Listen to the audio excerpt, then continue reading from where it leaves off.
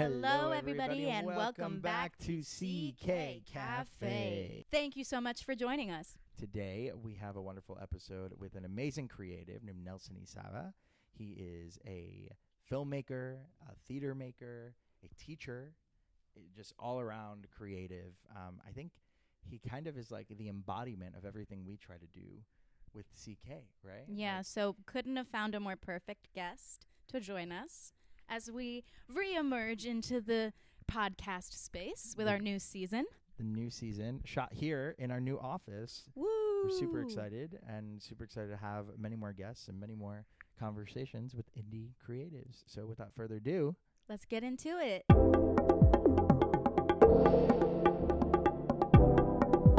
Hello, everyone. Welcome back to CK Café. I'm here with Rosie and the amazing Nelson Isava. Hey, how Nelson, how you doing? Thanks so much for being on the show. We appreciate it. My honor. You're the first one to do our show here in our brand new office. And it's amazing. Thank you. Thank you. I love it. We're excited to have you I'm in our moving in. little intimate Yes! space. Please. Well, Nelson, tell us a little bit about yourself, about what you do, about your art. Yeah. So I'm a director, screenwriter, producer, and teacher. I work a lot in branded, as well as independent short form or short films, and commercials, and also theater as a director. So cool. So cool. I have my hands full. Yeah, You know? yeah. You kind of sound like what our whole company is made up of too, where we do a little bit of everything. So it's nice to meet other artists who are also dabbling in everything. Yes, we're building community out here. That's it. Well, how'd you get into all of this? How'd you get started? What was the thing that kind of kickstarted your career? Right. Okay. Well, kids, it was the 1900s. I always say that I'm kind of a late bloomer, late arrival into this industry. I have always loved movies since I was a kid. But it wasn't until I was already like 18, 19 that I realized that this was like a job. Yeah. You know? And so back home in Venezuela, where I'm from, me and my friends started making short films just for can I curse? Yeah. For shits and giggles. Yeah. And so we had like a mini DV camera and a dream. A mini DV camera, $1, and a dream. And so we started making little shorts with our friends on camera and ourselves on camera. And then I started volunteering in local film festivals, one of them, The Art, that was put up every year in Caracas. And as a volunteer at the festival, my job was to basically drive around the guest filmmakers that they brought to the jury of the festival. And in those drives, like me driving my car with a filmmaker in the back seat, I was just like, so about this movie thing, like how do you get into it, and what do you do, and what is directing, and what is and I would just like bombard them with all the questions, and I got to learn so much. And so back then I was actually studying biology at the Universidad Central de Venezuela, and I was like, I changed my mind, like hard 90-degree turn. I'm gonna actually go and make movies, and I ended up in New York. Went to the School of Visual Arts. And graduated when I was like 28 years old. And inevitably, I think the fact that I graduated older and that I had all this experience, life experience plus on-set experience, kind of gave me a little bit of a leg up. I came into the industry as a first AD for micro budget features, and then I started in the production side of digital, like that big sort of 2010s like pivot to video moment. And made a lot of my career in that area, in that space. But a few years back, after the pandemic, I feel like the pandemic made us all kind of question our life choices. And so without a doubt. Yeah. And so the opportunity to teach fell into my world, and I saw it as an opportunity to kind of tap back into what made me fall in love with cinema. I love that. And I quit my job at my very cushy job at Complex Networks, to just be a freelancer again and make movies. So here we go. Here we are. That's amazing. Yeah, that is amazing. Wow, what a journey for you. That's it's been a wild one. Yeah. I always find that like that's my favorite thing about connecting with other artists is always like hearing about their journey, because we all have such unique ways of getting to the point in which we're at, and there's no rule book. There's no path that you take, especially not anymore. Maybe back in the day there was, you worked your way up through a studio system, through a theater company, whatever it was. Now it's just so different. So everyone has their own unique way of getting to where they are, and it's amazing to hear your story. That's amazing. I mean, and I think what I've learned teaching is that lived experience is always the anchor that helps other people realize what it actually takes to move ahead, and sort of strategize for yourself. Like, even though I have this kind of philosophy that we don't necessarily learn from other people's experience, but in the same way, it helps when you see somebody else have done it. It always gives you like important context clues, and to me that's like insanely rewarding. How did you get into theater? Interesting. So I got into theater very recently. This is a recent development. Oh. Really? Yeah. Okay, cool. When I met Edwin Rivera Arias, who's a playwright, I met him. He's a colleague at SVA, the School of Visual Arts, and we're both Latinos in New York. And at the time where I met, this is like 3 years ago, maybe, he was workshopping a play that we're still workshopping called Stubbornness and Mode. And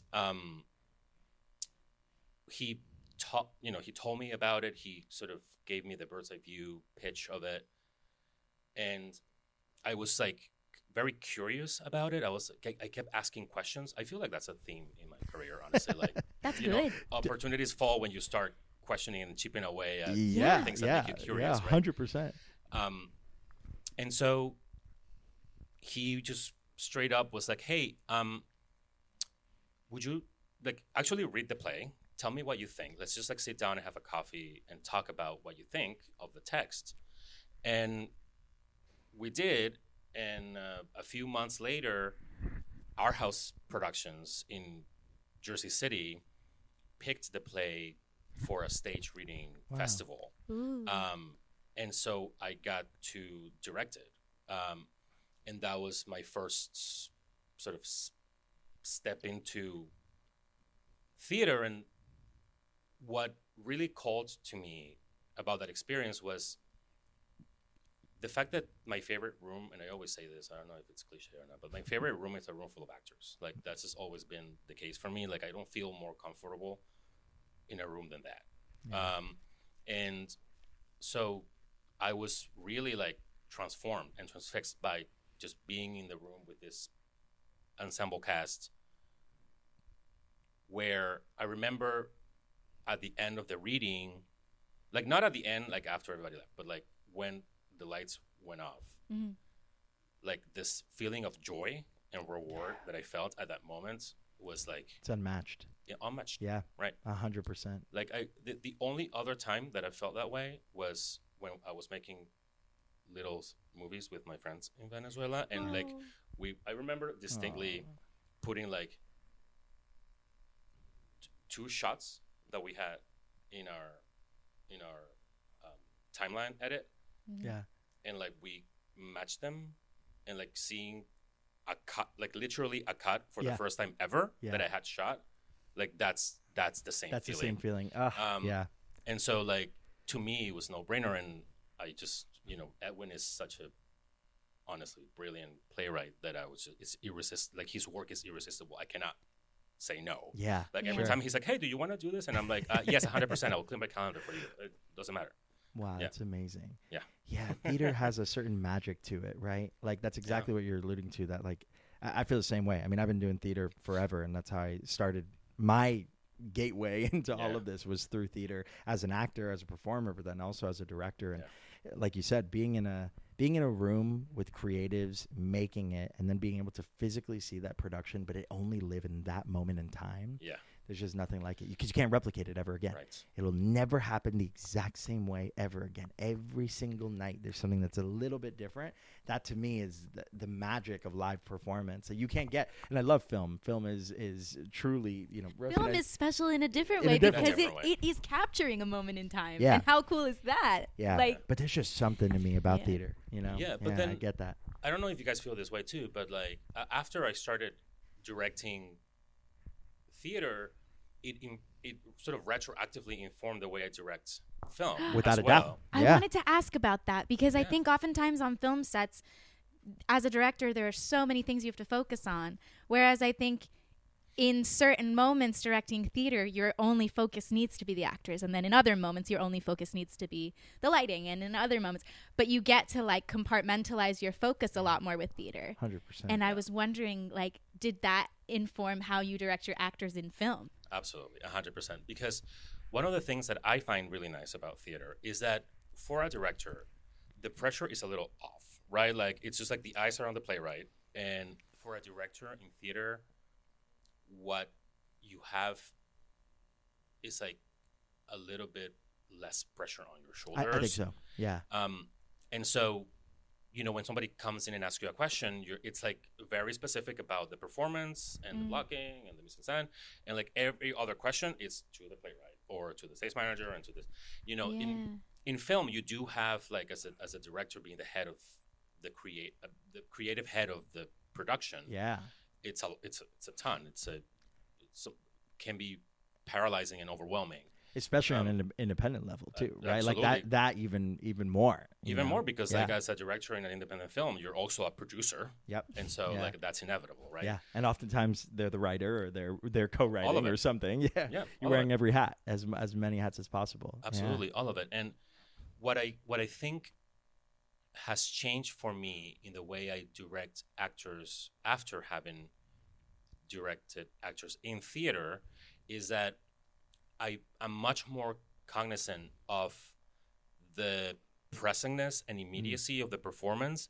And so I actually I have modified the way I shot list, and I've modified the way I talk to my first AD on what shots to prioritize in order for me to capture that first moment of magic, that thing that you can never be sure you can replicate after the first take. Yeah.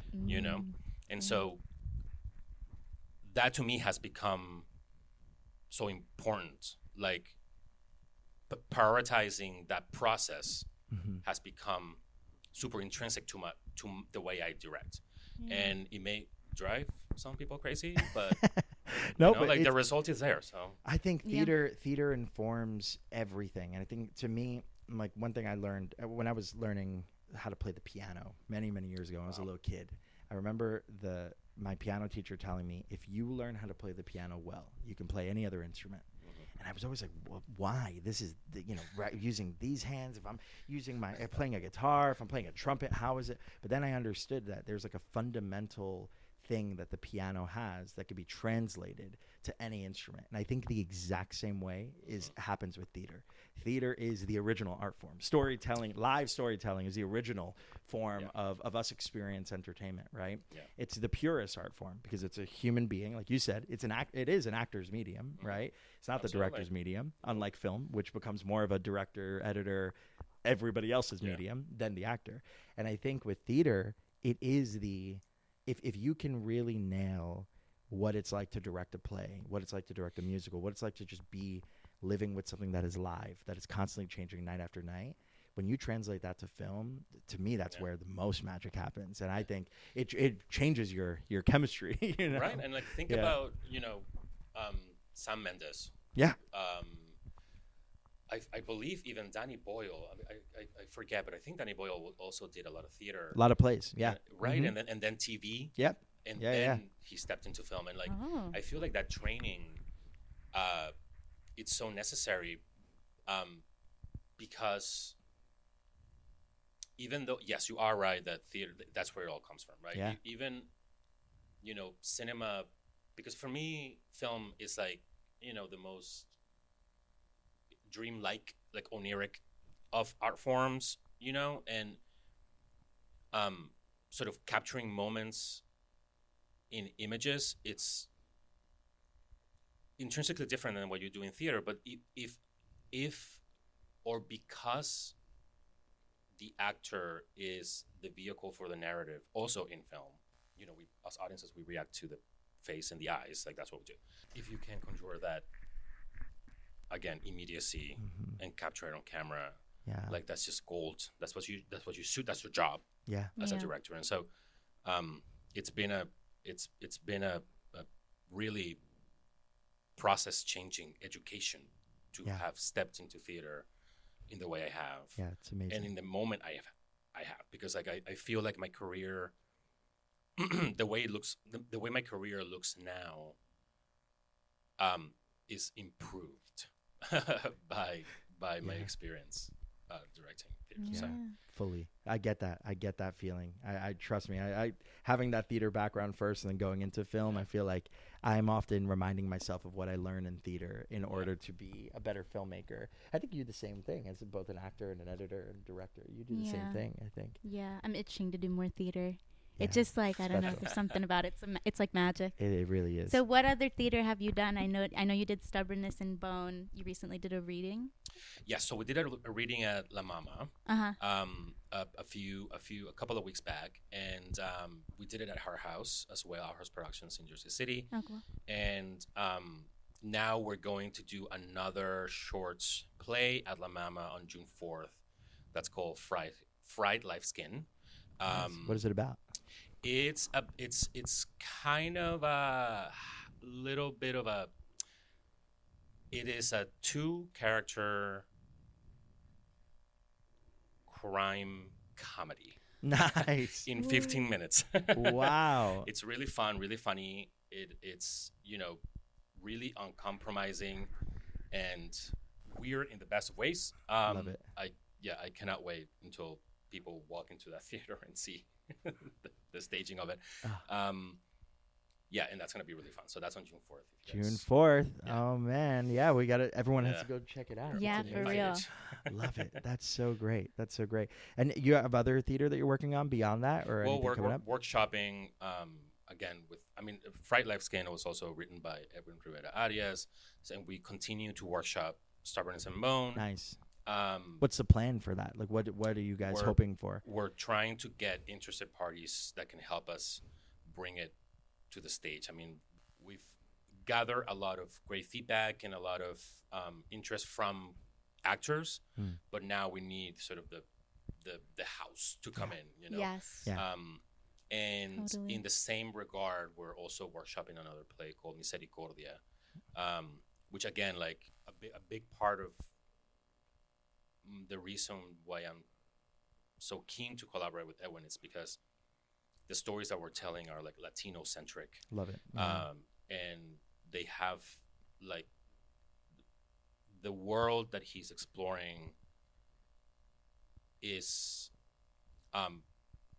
difficult, but he does it with such humor and such bite that again you cannot help it. Like once you're listening to the language, it's just so transporting. That's amazing. That the themes and the difficult questions that it asks and the mirror that it holds up to you, it's like inevitable. You can't escape it, and so it's so effective. That's I'm very excited about what it's. Yeah, it's coming. life. Yeah. I mean, I think that's a beautiful part about a play too. Is like, we have a few pieces that we're working on at CK that it doesn't just have to have one life. Like a film to some degree. You make the film, it goes through a certain process, hopefully gets picked up, gets sold, gets put out there into the world in some capacity. Yeah. And that's kind of it. You know, you just kind of move on with the film, and hopefully it gets its life, and hopefully people still watch it. But, you know, film is the film, and then it's kind of done. But with piece of theater, what's so cool to me is that you can keep doing the show. You know, you can keep, it can keep growing. It could keep, I mean, we were just talking about Death of a Salesman before we started filming, you know, and I think there could be a million productions of it that all have a different twist, that all have a different feel, that have a different point of view, and a piece of theater can live on in such an interesting way and take new shape. So that's really, really exciting for you guys. Yeah, I mean, and I, you know, love what you guys have done. Keep doing with Crossing and Backyard Desert. Thank you. Because, you know, it's always interesting to see how a play may be reimagined for the screen, but then, but without losing its central reason for existing. Knowing very well that something about film that theater struggles to do is how massive the exposure can be, and how easy it can be to expose an audience to a film. Yeah, it's accessible. Versus theater. Yeah. And especially for Backyard Desert. That the themes are so, like, it's now. It's like there's a story that needs to happen now. Totally. There's a level of urgency that you can have with the film that you can't unfortunately have with theater, and also like a conversation that can get started in a different way, which I find super interesting. Because in theater, the feeling that you feel when you're watching a play or a musical, you're in it. You feel it so intensely because it's happening right in front of you. The story's building in front of you, but it's that the people in that room who've experienced it that night. And they take it, they run with it, they have whatever feeling they have. But then the wider audience, like you said, it's not accessible in that same way. Because even if you film theater, it's not the same, you know. But it's the difference between the two. It's what makes both art forms so beautiful. So and that finding that place where they can meet is so difficult, because you don't want to take a story that is best served on a stage and force it onto a screen. You want to so more people can see it, but it also has to feel like it belongs on screen. It's so easy to watch a movie that was clearly based off of a play, feels like a play, and you're like, a lot of times we'll leave the theater and be like, well, I liked it, but it should have been a play. Like, it felt like a play, no? I've seen a few movies like that these days. And it's just like, it's hard to find that line of, okay, we want to tell this story. It worked so well as a play for XYZ reasons.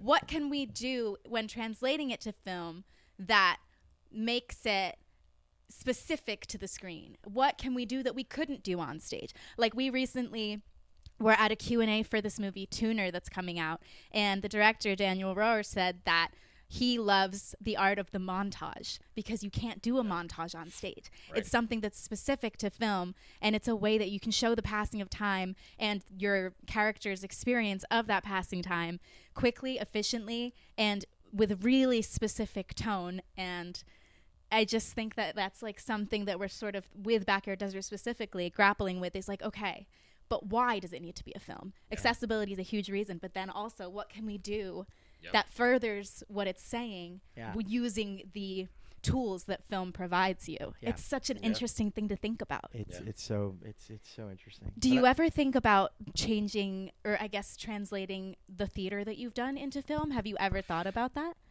Yes. Is it something you're interested in? It's like, I mean, like, there's definitely conversations that I've had with Edwin about, because it's interesting because he loves, for example, noir, and so a lot of the plays have a certain cinematic quality to them, and I keep telling it when I'm like, yo, this play can be a great movie. And he's like, yeah, I know, but we're gonna put it on stage first. Which I'm like, fair, it's your play. I love it.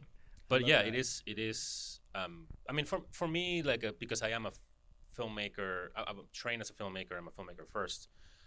Before having stepped into theater, it's inevitable for me to like read a play and like in my brain is on a screen. Right? And so I'm like, you know, like imagining close-ups and transitions and like, Yeah. and I'm like, no, that's not You what we're can't. doing. This isn't Nope. it.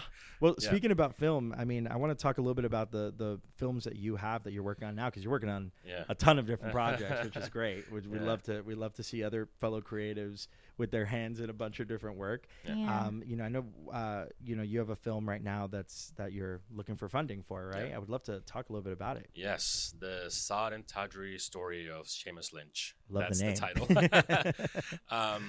Yeah, so we are. We've been working on Seamus Lynch for about a year now. Nice. I'm working with John Washburn, who's the writer director of. I'm coming in to the project as a producer. Nice. And we've been really going in super hard on strategy and development. Yeah. To really present solid case for the film to be made now. And so we've been gathering a great team, beyond myself and John. Sam Breslin-Wright, who is attached to play the lead, who brings like an incredible point of view to the character, as well as Elaine Schuster, who's our executive producer, financing producer. And, recently the film having been fiscally sponsored by Film Independent, Yeah. has really like given us a lot of like wind, and like encouragement. And, we're starting to have conversations with potential investors, hopefully soon. And, if you guys want to collaborate, I'm going to, you can go into SeamusLynchFilm.com. That's the Nice. website. And all the links will be there for All Film the Independent. yes, sir. I love that you guys are fiscally sponsored by Film Independent, because we also are fiscally sponsored Nice. by Backyard Desert.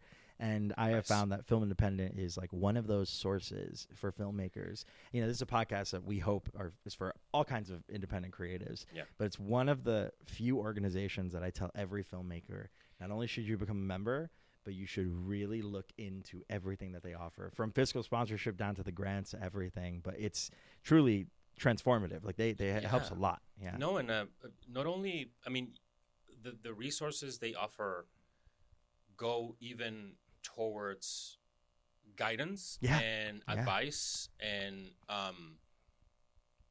they're really present for you and to answer your questions and to sort of teach you, show you how to think strategically about the way you're packaging your movie, what works, what doesn't, where they're seeing funding come from. Yeah, like, damn, I wish more people knew about it. Yeah. Yeah. And, Yeah. I think in within the circle of filmmakers, Film Independent is quite established and obviously an institution. Yeah. But the fiscal sponsorship program has been so consequential for so many small indie films Yeah.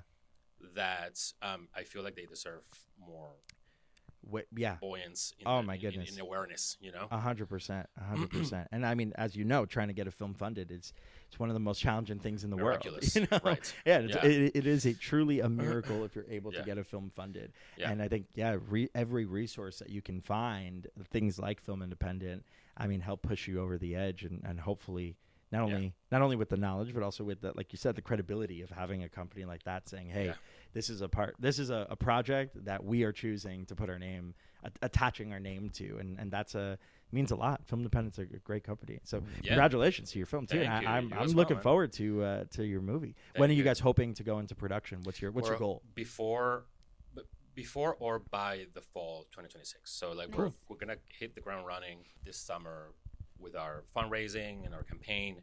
Yeah. Hoping that we can get greenlit to go into principal photography by the end of the summer, beginning of the fall. Nice. That would be Super awesome. exciting. Yes. And soon. My goodness. I know. Yeah. I mean, like, it's what I'm saying. Like, sometimes when you feel like that momentum and the drive and excitement, you have to really tap into that and just keep it going. Do you feel like it's a story that is specific to the times we're in? So there's a bit of an urgency to shoot ASAP? Absolutely. So the film is a darkly comedic crime family drama about Seamus Lynch, who is a white middle class father of two who whose family is in the middle of difficult financial time. And so he decides that the best way to get out of it is to hire the Russian mob to put a hit on himself, and then for his wife to claim the life insurance money to get them out of trouble. Oh my goodness. But then the Russian mob takes his money and leaves him alive. And so now he's, even more broke and even more despair. So he has to find a way out of that mess. And the film, the way John, approached the themes of the pressure men feel in today's society, but not from a place of judgment, and not from a place of rage and grievance, but from a place of empathy, really understanding the forces out of our control that are driving men today towards these darker spaces, right? And so it is to us insanely timely, and we can't wait to get this thing shot. That's honestly, amazing. We can't Sounds get it in the great. can. Yeah. Wow, it sounds. Yeah, let's go. Okay. Let us know how we can help out. My Yeah. goodness, That sounds great. It sounds like a really cool film. Wow. Yeah, That's it's a fun ride, and it's funny, Congrats. it's I talk to my students all the time about. I make a point out of this to ask my class every time, like, what are you guys like? What are you, when you go to the movie theaters and you see what's available to buy tickets for? What are you not seeing that you wish you saw? Yeah. Great question. And that was available to you for you to watch, and they're all like comedies. We need more comedies. Yep. And not surface level comedies. too. Right, It's like no, smarter comedies that are with absolutely. the times, that are 100%. absolutely, and that is I think what this movie provides. Wow. And so we're And super talking about pumped. real world stuff in the midst of Yeah. the comedic Absolutely. elements of it.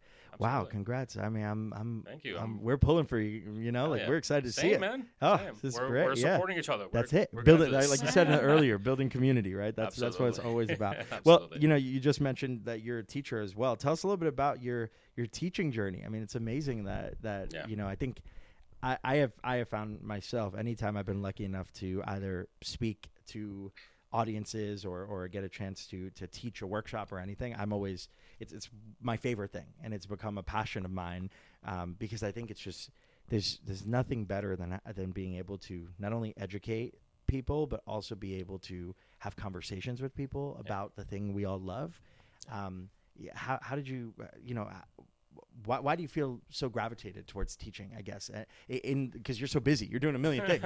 Like, why is teaching the thing that you feel so passionate about? Because when we were talking about it before, it seemed like it's something that you really just adore. I do now. Yeah. I wasn't really like inclined to go into teaching, but when after the pandemic, I was trying to figure out how to get out of this, kind of clogged machinery of, digital content that felt like, oh brother, it was like an unstoppable grind, right? Yeah. And I had this hunger to keep trying to make films, and one person that sort of made the little light bulb go on in my head was my friend Luis Bond, who is one of our we have a production company called the Magus Films. My partner Senia Marcinko and Luis Bond are in Miami. I'm here in New York, and Luis has been a teacher for ever, and I seeing him and the way he approaches teaching always made me curious, but I never really thought that I had the patience, my God, to teach. But also I had that imposter syndrome, being like, why what am I gonna say? Yeah. You know, Yeah. 100%. like what am I gonna teach these kids? Yeah, And yeah. again, like as the pandemic was subsiding, and I'm like sort of putting it out in the universe, like, all right, I need to get out of here. I need to find my path back into filmmaking. The chair of the film program at SVA, whom I had kept in touch with because she was my thesis advisor when I was a student there, she was like, hey, so it turns out that we have 2 available classes. Are you down? They start in a month and a half. Wow. And I'm like, yes, literally, like within a week, I'm like, yes, send me my contract, put in my 2 weeks notice. I'm a teacher now. Wow. And I had never done it before. Did you have to come up with a curriculum that quickly? Kind of, because I mean, thankfully the school has sort of like, you know, this is like a required course. And so there's guidelines. there's Outlines. something Yeah. that it already exists as your Mhm. blueprint for the Yeah. program. But, you know, one of the things that I love about SVA is that they do value the teacher's career experience Yeah. rather than sort of a fixed curriculum that you have to follow. Mhm. It's like you have to teach from your experience because it is such a craft-oriented school. You know, like I'm like, well, you know, dived into the deep end of the pool and let's just go. And Just see what happens. yeah, and like I remember my first class. I was telling you about this. Like, you know, I'm not keen to public speaking. I mean, I've gotten better about it, Mm-hmm. but I remember being like so nervous. Like the morning of my first class, a 9 a.m. class that was Yeah. 4 hours long. Oh my gosh. Yeah. Oh no. And so, I was just like, we're just gonna see what happens, you know, and praying for a miracle. We'll see what happens. And after the 4 hours, you know, I did not remember what I said. Yep. I'm like, did Just this make any blacked sense to out. anybody? Yeah. That what I just blurbed? Yeah. And you know, like there was a moment that I remember distinctly where I was just blabbing and talking. I mean, I think I was making sense Yeah. because I saw one of my students like look at me, and I said something, and I forget what it is exactly what I was explaining at the time. But then she took a notebook and wrote it down. You know, like I saw the insight in her sort of like boop Yeah, in like her something brain, you said Yeah. really and clicked. then like she wrote it down, and I'm like, all right, I'm hooked. That's amazing. And it is one of those jobs that, you know, we always talk about like teachers deserve more, and yes, of course, it is true, but there is something so deeply rewarding about just sharing what's in your brain. Yeah. You Yeah. know, there's something so. Yeah. It's kind of like I can't really explain it, like why it's so rewarding, but it is. Yeah, And like, no, I why get question it. it? You know, like Have just you do it. seen any of the work that your students have gone on to make? Well, yeah, I mean, I've been teaching for about 3.5 years. So, Yeah. like, the class that is graduating actually next week, some of them were sort of my students in their first year. Yeah. Wow. And so, Wow. like, looking at their thesis Mhm. films, I'm like in awe, you know, like, because also, like, this generation, guys, I'm sure you've noticed, and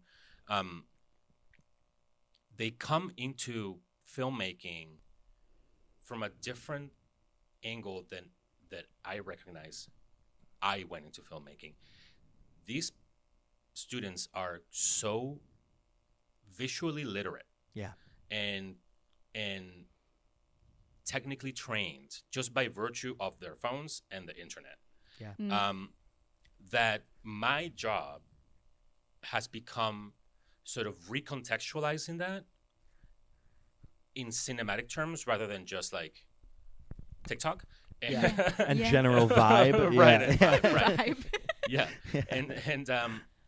And but it's such a pleasure to see Wow. them put that into practice Mm-hmm. and just come up with, you know, like come up with the type of cinema that we are going to be looking at in the movie theaters 15, 20 years from That's now, amazing. you know? Like Yeah. that's the real pleasure and benefit and joy of teaching film is like, oh, you're getting to see the inception of the movement that's going to happen, That's so. 10, 15 years in the future. And it's awesome. There's nothing better than that, right? Like that It's must be awesome. just the most rewarding feeling. I get it. I get what you're saying though. It's like that's just seeing that like you were able to be a part of someone else's journey. To me, I think that is the most rewarding thing. I mean, I think that's, making art is amazing, but we make art for other people, right? We don't just make it for ourselves. We make it to hopefully entertain. And teaching gives you that tenfold, especially teaching Absolutely. art, Absolutely. Maybe incredible. you'll even collaborate with some of them like down the line too, which is I- so cool. I hire my students all the time. That's Oh, amazing. That's That's great. amazing. I think, I mean, not only because I know that provides them like the network that they so much need, Yeah.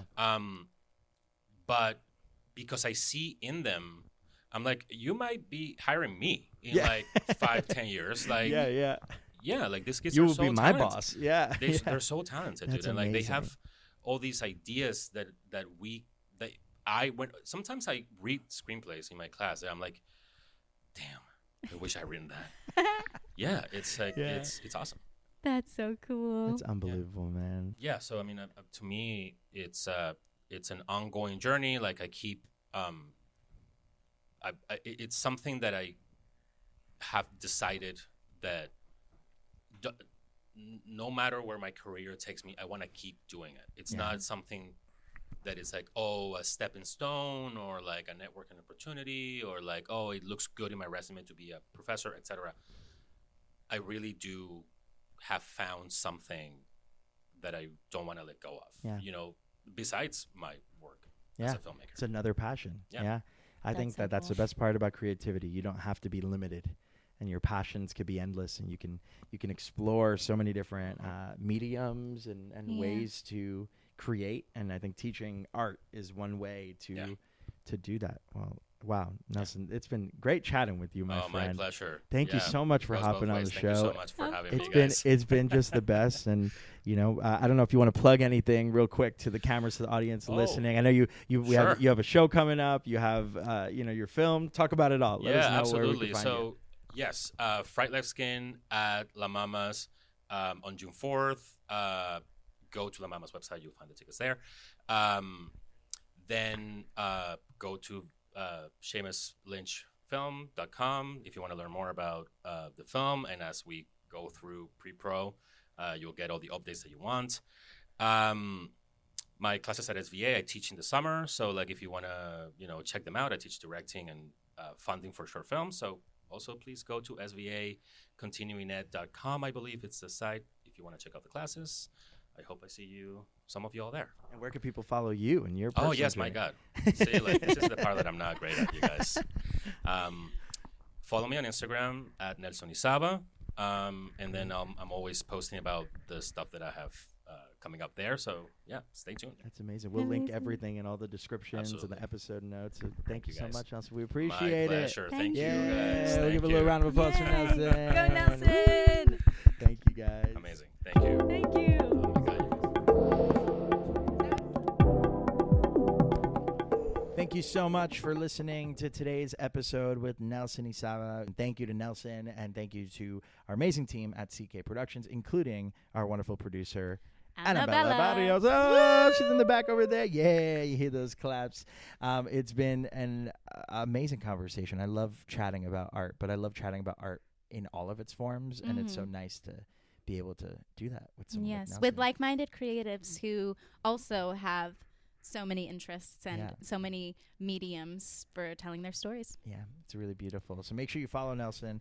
All the links are going to be down in the episode notes or in the description.